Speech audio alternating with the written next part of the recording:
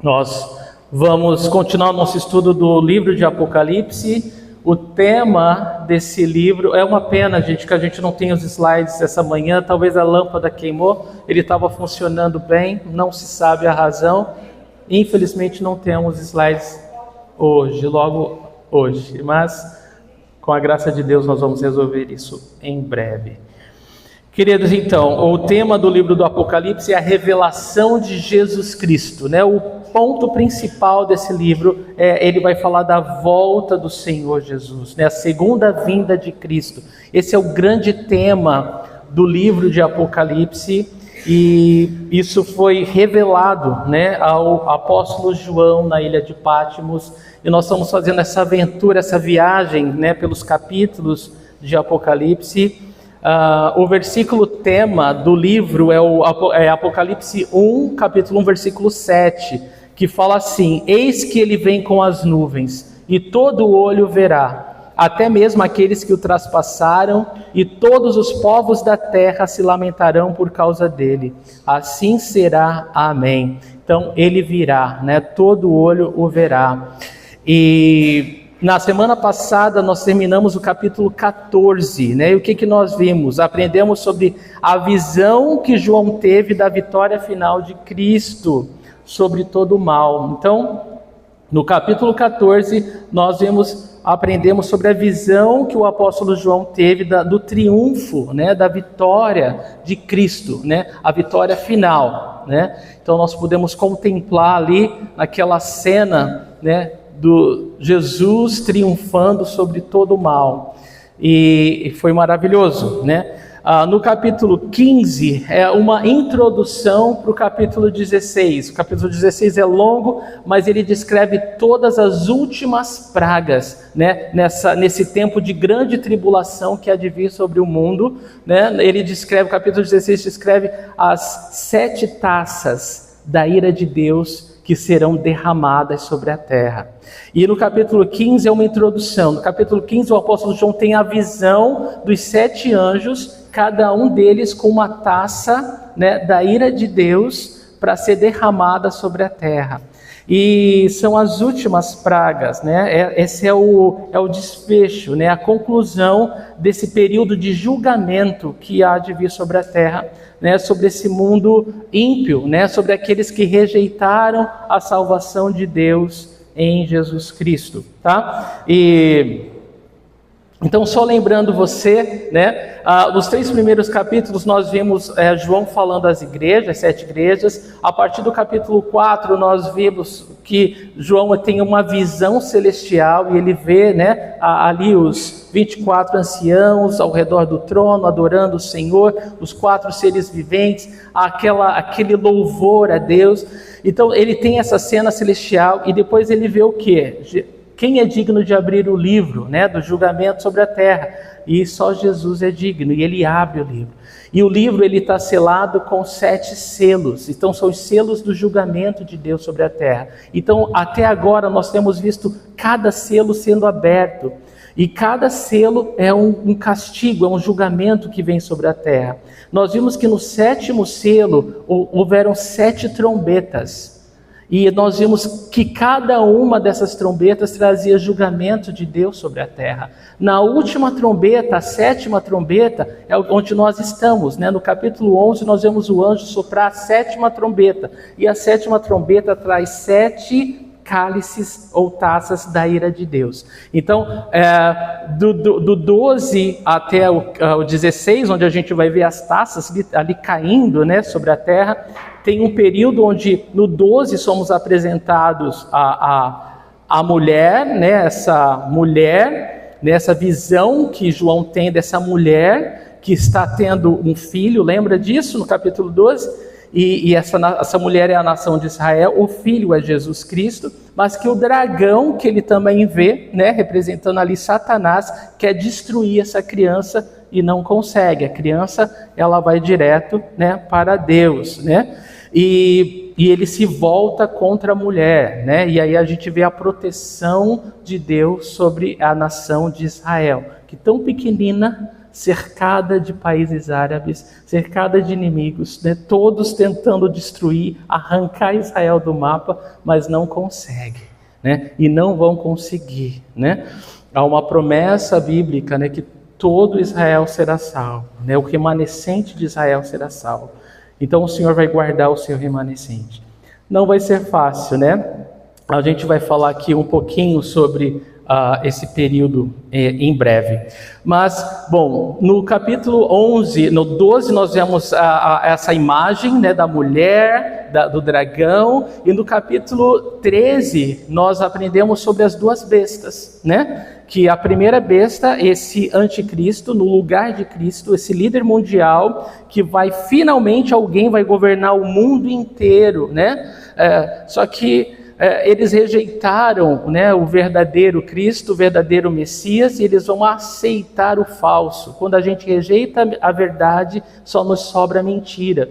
E uma grande decepção, né, um grande engano virá, né, sobre o mundo todo e principalmente sobre a nação de Israel, que vai abraçar esse líder, esse homem.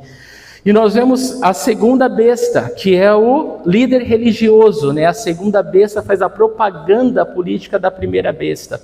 E aí vai ser um grande líder espiritual, né? A gente já vê no mundo todo esse mover, essa união religiosa, esse sincretismo religioso. Tudo isso é uma preparação para esse período, né? O mundo já se une, né? Procurando um só governo, né? Uma só religião, uma só moeda. Isso tudo já é cenário, é preparação do que vai vir, do que vai acontecer. Então nós estamos vendo isso. É fato que as coisas já estão acontecendo. E, bom, mas ali nós vemos no capítulo 13 essas duas bestas sendo apresentadas, no 14 a visão do triunfo de Cristo, e agora, né, no 15 e 16 as sete últimas pragas sendo derramadas, tá? Então, só para posicionar vocês onde nós estamos no livro de Apocalipse. Então, vamos ler, capítulo 15, versículos de 1 a 8 apenas. A passagem de hoje é bem curtinha. Vamos ler juntos. Vi no céu outro sinal, grande e maravilhoso, 7 anjos com as 7 últimas pragas, pois com elas se completa a ira de Deus. Vi algo semelhante a um mar de vidro, misturado com fogo, e em pé, junto ao mar, os que tinham vencido a besta, a sua imagem e o número do seu nome. Eles seguravam harpas, que lhes haviam sido dadas por Deus, e cantavam um cântico de Moisés, o cântico de Moisés, servo de Deus, e o cântico do Cordeiro. Grandes e maravilhosas são as tuas obras, Senhor Deus Todo-Poderoso. Justos e verdadeiros são os teus caminhos. Ó Rei das nações, quem não te temerá, ó Senhor? Quem não glorificará o teu nome? Pois tu somente és santo. Todas as nações virão à tua presença e te adorarão, pois os teus atos de justiça se tornaram manifestos. Depois disso, olhei e vi que se abriu nos céus o santuário, o tabernáculo da aliança. Saíram do santuário os 7 anjos com as 7 pragas. Eles estavam vestidos de linho puro e resplandecente e tinham cinturões de ouro ao redor do peito. E um dos 4 seres viventes deu aos 7 anjos 7 taças de ouro, cheias da ira de Deus, que vive para todo sempre. O santuário ficou cheio da fumaça da glória de Deus e do seu poder, e ninguém podia entrar no santuário enquanto não se completassem as 7 pragas dos 7 anjos.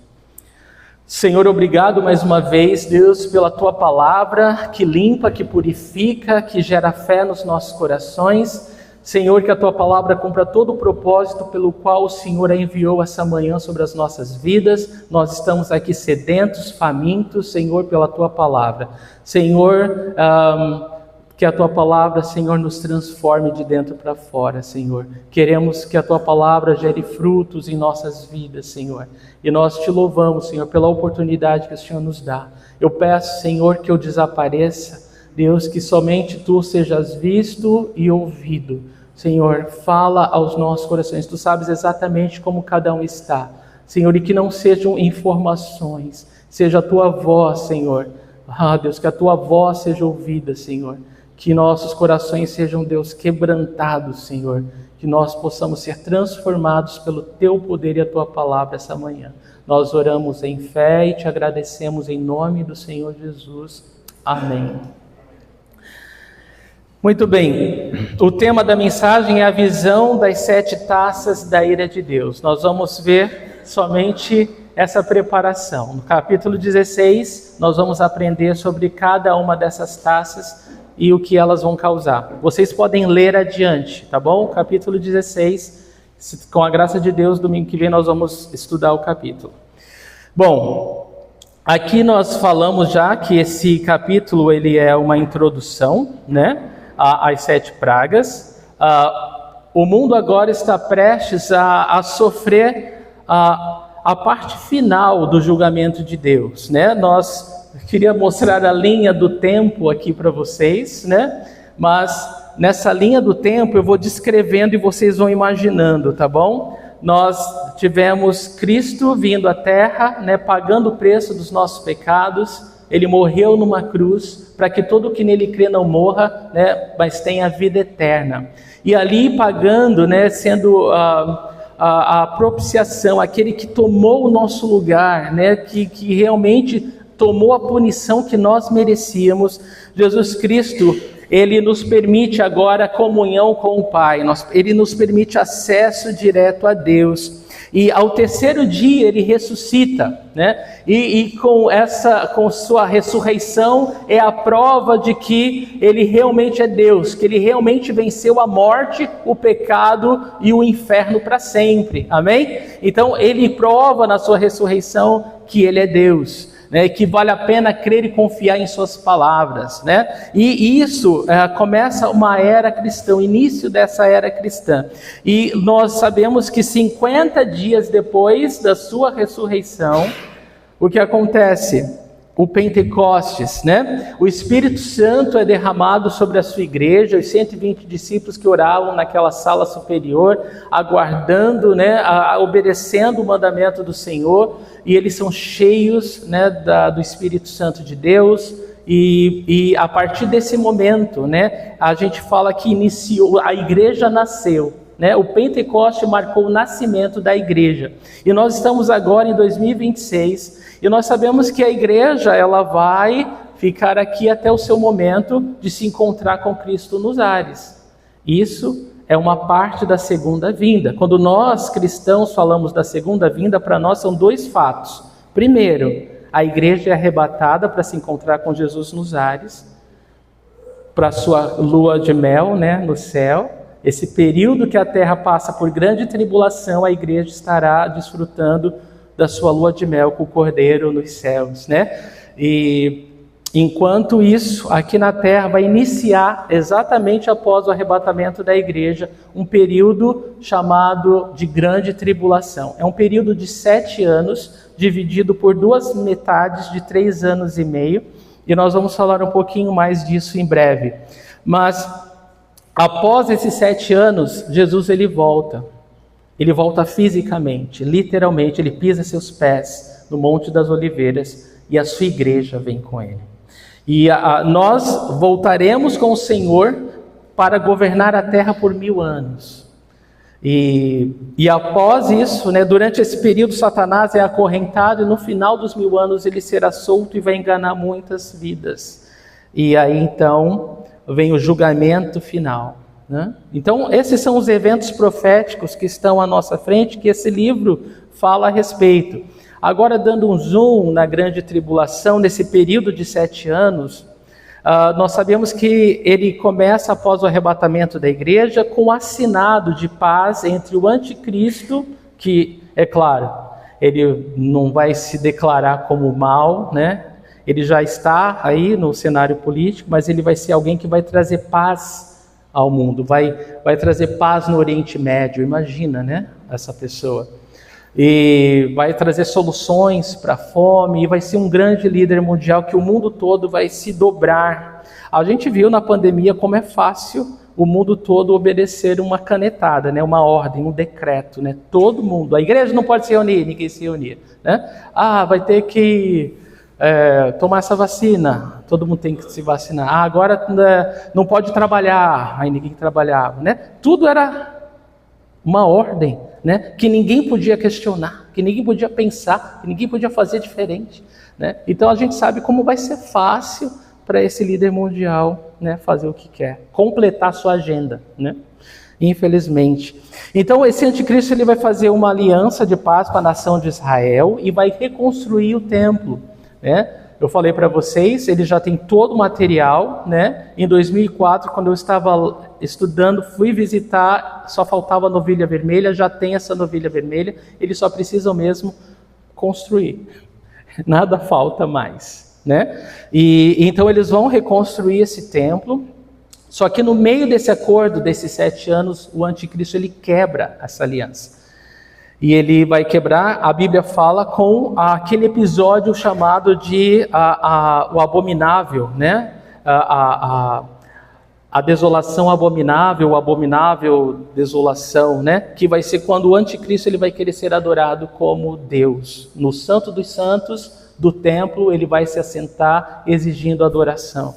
E aí os judeus vão abrir os olhos e vão despertar. Fomos enganados, né? Perdão. Então, os judeus vão abrir os olhos nesse período, né, dessa quebra de aliança, quando o anticristo vai querer ser adorado, e aí, só que vai ser tarde demais, né, eles vão fugir para salvar a sua vida, e uma grande perseguição vai vir contra eles. Bom, aqui está nesse quadro que eu gostaria de mostrar para vocês. A parte final vai ser um período em que todas essas pragas que o Apocalipse diz vão cair, né, concluindo com as 7 taças da ira. E o final delas é a batalha do Armagedon, que nós lemos no triunfo final, que o sangue vai subir aos freios, na altura dos freios dos cavalos, né? De tão terrível e sanguinária será essa batalha com os exércitos do mundo inteiro contra a nação de Israel. Mas ali Jesus vem, dá livramento, né? Todo Israel vai crer finalmente em Jesus. E aí então o mundo verá, né, a segunda vinda literal do Senhor Jesus Cristo.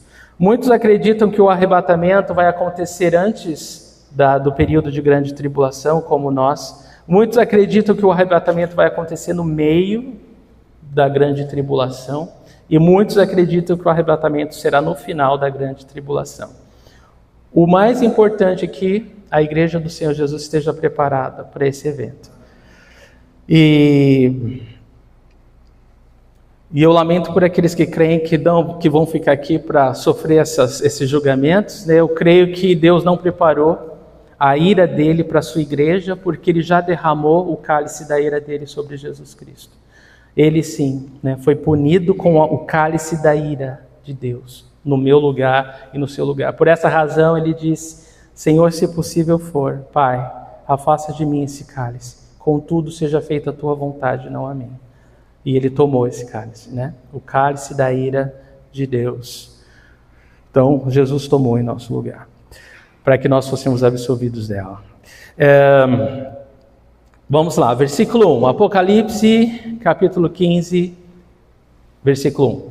Vi no céu outro sinal, grande e maravilhoso, 7 anjos com as 7 últimas pragas, pois com elas se completa a ira de Deus. Então João ele já teve o sinal da mulher, ele teve o sinal do dragão vermelho, e agora ele está tendo o terceiro sinal, né? Ele vê esse sinal, e esse terceiro sinal ele descreve como grande e maravilhoso, tá? Então aqui ele está contemplando com seus olhos esse momento final, onde essa porção final da ira de Deus vai ser derramada, o julgamento de Deus finalmente vai ser completo, vai acabar. Então aqui está nos instantes finais desse julgamento. E ele fala que a cena que ele viu, ele descreve como grande e maravilhosa. É algo que trouxe espanto aos olhos do apóstolo João. Algo maravilhoso, algo que excede a sua compreensão. E aí diz, 7 anjos com as 7 últimas pragas, pois com elas se completa a ira de Deus. Essa palavra ira de Deus, existem 2 palavras, né? A Bíblia usa 2 palavras para falar da ira. Ela usa a palavra timos e a palavra orge, né? Orge é aquela ira, aquela raiva, né? Constante, né? O Senhor, ele se opõe, né? Ele tem ir ao pecado, né? E ao mal. Então existe essa ira, essa raiva que é constante. Mas o timos é aquela ira, é aquela raiva repentina, né? Então você pode ter raiva de alguma coisa e pode ter alguma coisa pode te causar uma raiva, né? Então a palavra descrita aqui é timos, é aquela raiva fulminante, né, do Senhor. Na verdade, toda a palavra de Deus fala da ira de Deus, mas aqui Apocalipse, de 11 vezes que aparece, 10 é timos. Essa raiva, essa ira, né, que nada vai mudar. E quando ele fala que vai completar, é porque vai ser a cereja no topo do sundae, né? Vai ser aquele espetáculo, né? Há várias passagens na palavra de Deus que o Senhor, ele fala dessas 7 pragas ou 7 castigos. É um número de completo, né? De perfeição, que se repete em toda a Bíblia. A palavra para praga no original é ferida, porque significa que vai causar, além de dor, um estrago muito grande, né? É ferida, a palavra para praga. E é isso que João está vendo. Versículo 2. Vi algo semelhante a um mar de vidro misturado com fogo, e em pé, junto ao mar, os que tinham vencido a besta, a sua imagem e o número do seu nome. Eles seguravam harpas que lhes haviam sido dadas por Deus.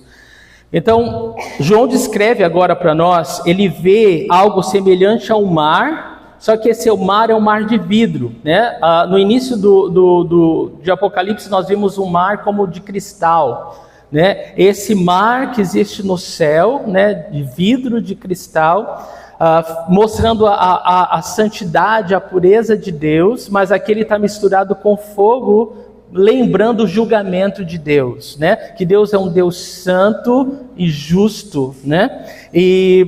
E aqui, junto a esse mar, próximo ou sobre esse mar, estavam os que venceram a besta, né? A gente sabe que ele está falando dos santos da grande tribulação, aqueles que foram martirizados, que morreram por sua fé, mas agora a palavra descreve como vitoriosos. Tá? Em toda a palavra de Deus, isso é muito importante, os mártires são vistos como os vencedores, eles não são vistos como derrotados.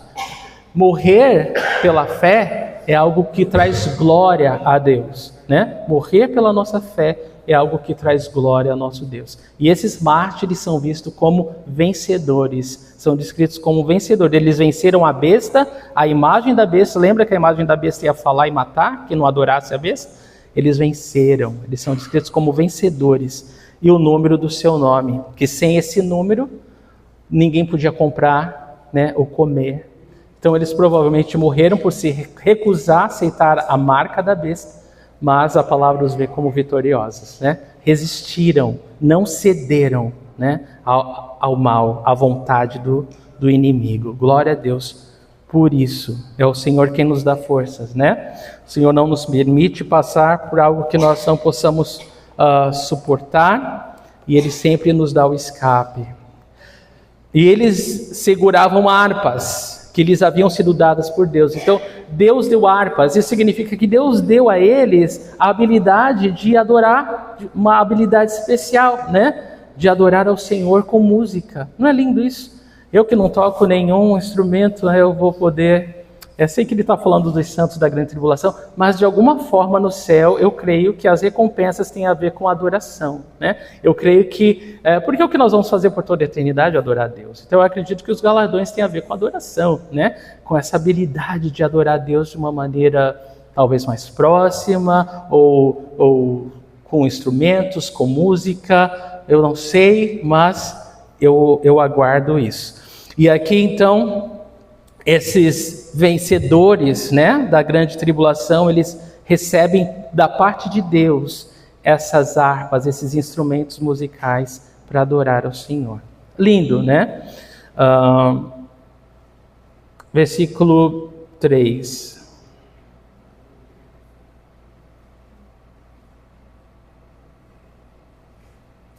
E cantavam o cântico de Moisés, servo de Deus, e o cântico do Cordeiro. Grandes e maravilhosas são as tuas obras, Senhor Deus Todo-Poderoso. Justos e verdadeiros são os teus caminhos, ó Rei das Nações. Quantos conhecem esse louvor? Tem um louvor que descreve exatamente essas palavras, né? É lindo, né? Na verdade é lindo. Foi um dos cânticos que eu aprendi quando eu me converti lá em 94. Mas eu acho que ainda é cantado hoje, né? Muito linda essa canção. Então eles cantavam essa canção, né? E esse cântico aqui recebe o título de Cântico de Moisés. O cântico que Moisés cantou após a travessia do Mar Vermelho. Ele cantou em adoração a Deus esse cântico, né? Falando como o Senhor, olha só como ele escreve, grandes e maravilhosas são as obras de Deus. Ele fica impressionado, impactado com as obras de Deus, com aquilo que Deus faz. Irmãos, tudo que Deus faz é maravilhoso, não é?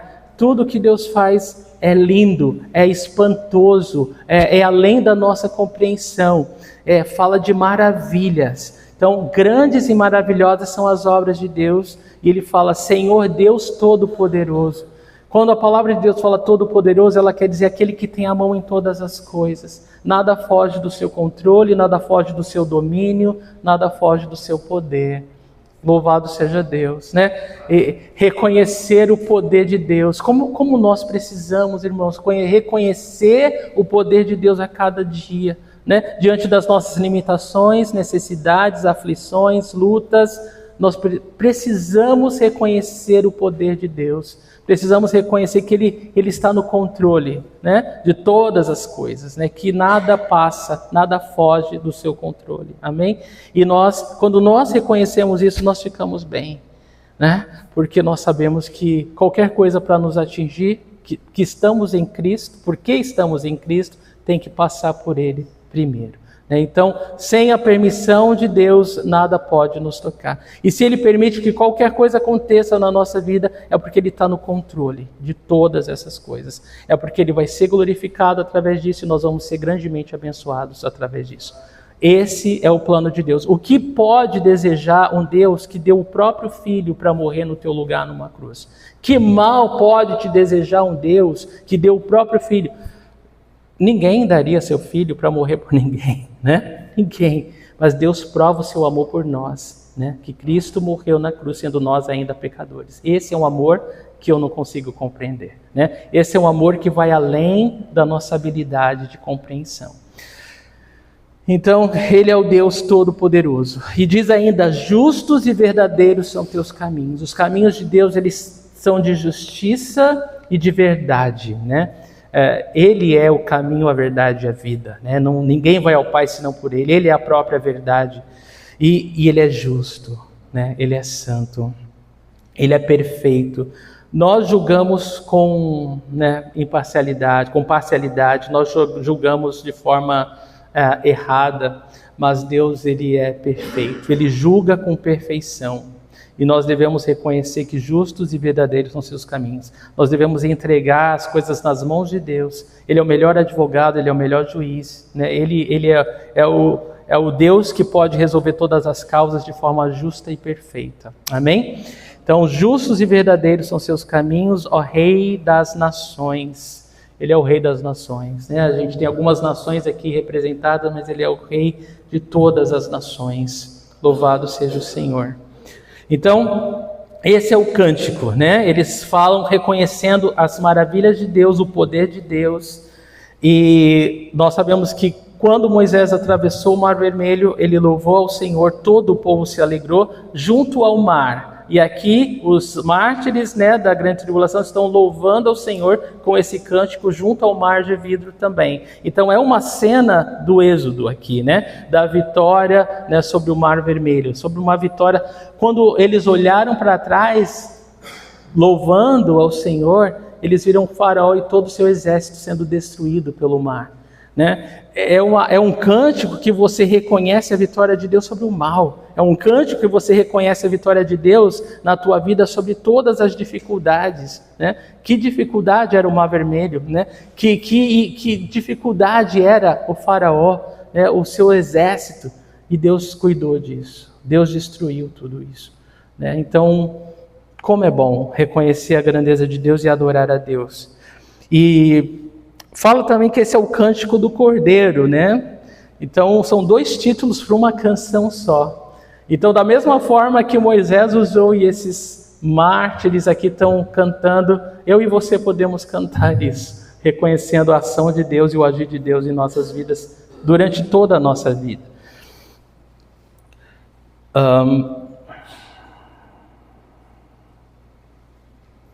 Há várias passagens na Bíblia onde essa canção ela é entoada ao Senhor, Isaías e tantos outros lugares. Salmos.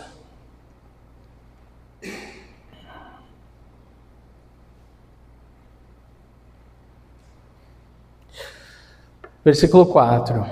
Quem não te temerá, ó Senhor? Quem não glorificará o teu nome? Pois tu somente és santo. Todas as nações virão à tua presença e te adorarão, pois os teus atos de justiça se tornaram manifestos.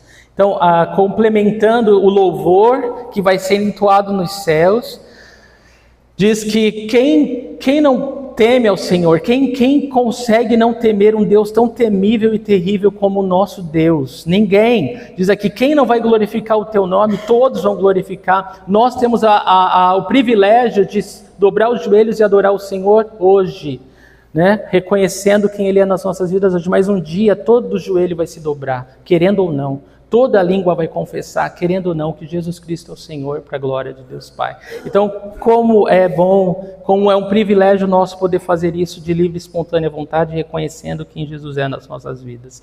Porque um dia, todos que o rejeitaram vão ter que confessar. Somente Ele é santo. A santidade de Deus, né? Jesus nos ensinou a orar reconhecendo em primeiro lugar a santidade dEle. Santificado seja o teu nome. Santificado, separado, longe de todo o mal, de toda a impureza, de toda a injustiça, de toda mentira, de todo o engano, de toda a maldade. Ele é santo, santo, santo, e nós devemos reconhecer a santidade desse Deus e permitir ser envolto na santidade desse Deus santo, né? E quanto mais nós andamos com Ele, mais o Espírito Santo vai nos santificando e nos tornando mais parecidos com Jesus Cristo. Louvado seja Deus por essa obra santificadora do Espírito. Então todas as nações virão à presença dele um dia e o adorarão, né? E os atos de justiça desse Deus santo serão manifestos a todos. Ninguém vai poder negar ou fingir, né, que Deus não existe, é digno de toda adoração, de toda honra e toda glória. Versículo 5. Depois disso, olhei e vi que se abriu nos céus o santuário, o tabernáculo da aliança. Então, João está descrevendo, eu olhei e vi, olhei e vi, olhei e vi, e ele está nos ajudando a visualizar o que ele está vendo, e no versículo 5 ele fala que ele vê agora que nos céus, o santuário celestial, ele é aberto, e o tabernáculo da aliança pode ser visto. É como a cópia, né, do tabernáculo na terra que Deus deu a instrução para ele construir, é uma cópia do tabernáculo do céu. Então existe esse santo dos santos, que é o lugar mais santo, né, onde estava a Arca da Aliança aqui na terra, e é desse lugar, né, o tabernáculo da aliança fala do Santo dos Santos, e ali João vê algo, ele se abre, né, o Santo dos Santos se abre. E a palavra templo, né, fala de lugar sagrado ou consagrado ao Senhor, vem da ordem de Deus, né? É um termo que o próprio Deus criou e deu para Moisés. Então, o que vai sair daqui? Olha lá, versículo 6. Saíram do santuário os 7 anjos com as 7 pragas. Eles estavam vestidos de linho puro e resplandecente e tinham cinturões de ouro ao redor do peito. Então, nessa visão, João vê saindo do Santo dos Santos os 7 anjos, então, que vão trazer as 7 últimas pragas para completar a ira de Deus sobre a terra. Então, esses anjos, eles estão saindo do Santo dos Santos, eles saem na autoridade de Deus, eles saem incumbidos de uma grande missão. Cada um deles vai derramar uma taça de julgamento sobre a terra. Então, é algo muito grande o que João está descrevendo para nós aqui. E ele descreve como eles estavam vestidos. Eles estavam vestidos de linho puro. Esse linho puro, ele fala da santidade de Deus, ele fala da glória de Deus, principalmente por causa dos cinturões de ouro ao redor do seu peito. Então, está falando da santidade de Deus, da glória de Deus aqui. E aí, o que vai acontecer? Eles saem, né? Vocês veem aqui com as 7 pragas, tá? Eles saem dos santos com as 7 pragas. São os 7 últimos castigos. E aí, no versículo 7, diz assim: e um dos 4 seres viventes deu aos 7 anjos 7 taças de ouro, cheias da ira de Deus, que vive para todo o sempre. Então, assim que eles saem do santuário celestial, eles recebem, cada um com as 7 pragas, com uma praga, né? E agora eles recebem de um dos 4 seres viventes que estão diante do trono de Deus, 7 taças de ouro cheias da ira de Deus. Então, essa ira é aquela ira fulminante que nós falamos a respeito. E essas taças vão ser derramadas. Então eles recebem agora, e essas taças, eu sempre pensava nessa taça como algo comprido, como uma taça de vinho, alguma coisa assim, mas ela era larga e, como se chama? Flat, né? Ela é reta, obrigado, ela é reta, ela é grande e reta. Diferente, né? E cada uma delas trazia uma praga, né? E estavam cheias da ira de Deus. E ela é reta e rasa, porque vai ser derramado como de costume, né? Era derramado nessas taças uma oferta, né, a Deus, uma oferta de bebida a Deus. Então, essas taças vão ser derramadas, né, como uma oferta de louvor a Deus. Então, é algo tremendo que vai acontecer. E a parte final diz aqui, quando eles falam, eu acho incrível, se você ler o versículo 7 de novo, um dos 4 seres viventes deu aos 7 anjos 7 taças de ouro, cheias da ira de Deus, que vive para todo sempre. Esse que vive para todo sempre não é redundância, né? Mas é falando, o Deus de todo o poder vai completar a sua grande obra, né? É como um lembrete para nós, é como se estivesse chamando a nossa atenção de que, Ele falou e Ele vai cumprir, né? Então, versículo 8. O santuário ficou cheio da fumaça da glória de Deus e do seu poder. E ninguém podia entrar no santuário enquanto não se completassem as 7 pragas dos 7 anjos. Nesse momento, é um momento tão solene, é um momento tão glorioso diante dos olhos de João, que ele fala que o santuário celestial ficou cheio da fumaça da glória de Deus. Sabe aquela nuvem da glória de Deus no Antigo Testamento, a Shekinah, a glória de Deus? Irmãos, é isso que ele está vendo. Há um peso aqui, há um peso tão grande que ele fala que ninguém podia entrar no santuário até que essas 7 pragas dos 7 anjos fossem completadas. Eu não sei você, mas quando eu estava lendo isso, irmãos, meu coração se encheu de alegria e de louvor a Deus. Eu comecei a adorar o Senhor. Eu comecei a louvar ao Senhor, porque imagina o santuário do Senhor, cheio da fumaça da glória dele, que foi tão cheio. Imagina o sumo sacerdote, tá? Quando entrava no Santo dos Santos, com o incensário, e ele entrava lá amarrado com uma corda, porque ele podia morrer na presença de Deus, né? E ali aquela fumaça enchia, né? Todo o local, todo o ambiente, não dava para ver nada, de tão espessa que era a fumaça. Eu estou vendo essa cena aqui, sabe? O santuário de Deus se encheu de tal forma que ninguém podia entrar porque ninguém enxergava nada. E quando você não consegue enxergar nada da presença de Deus, o que você faz? Você se prostra, você se dobra, você reconhece a presença gloriosa de Deus. E isso encheu meu coração, irmãos. Eu oro que hoje, mesmo aqui, ainda que a gente não veja essa fumaça da glória, essa nuvem de glória, Deus está aqui. Onde dois ou mais se reúnem no meu nome, eu estou presente. Que os nossos corações estejam dobrados e prostrados diante da grandeza da glória de Deus. Que a gente reconheça, Deus está nesse lugar. Deus está falando comigo, Deus está agindo na minha vida.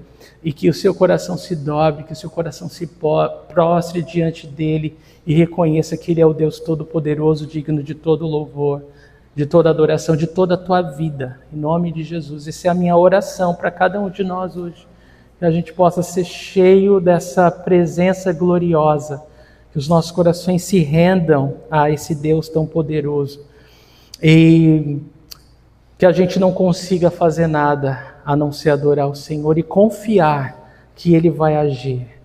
Entrega diante dEle, né, as tuas lutas, entrega diante dEle, né, as suas causas judiciais, entrega diante dEle, né, a sua enfermidade, entrega diante dEle tudo, a sua família, o seu emprego, entrega diante dEle os seus planos, entrega, né, se renda, porque na presença desse Deus, tudo que nós podemos fazer é reconhecer e adorá-lo. Amém? E ninguém podia entrar até que as 7 pragas elas fossem completadas, até que cada anjo derramasse a ira de Deus, a sua taça da ira de Deus sobre a terra. Eu mal posso aguardar o capítulo 16. Eu espero que vocês também. Vamos ficar de pé e louvar o Senhor. Eu quero terminar, irmãos, com uma passagem que é linda, porque diante de toda essa glória, de toda essa grandeza, quando o apóstolo Pedro falava da conclusão de Deus sobre essa terra, ele falou o seguinte no capítulo 3 de 2 Pedro 3, versículos 11 e 12.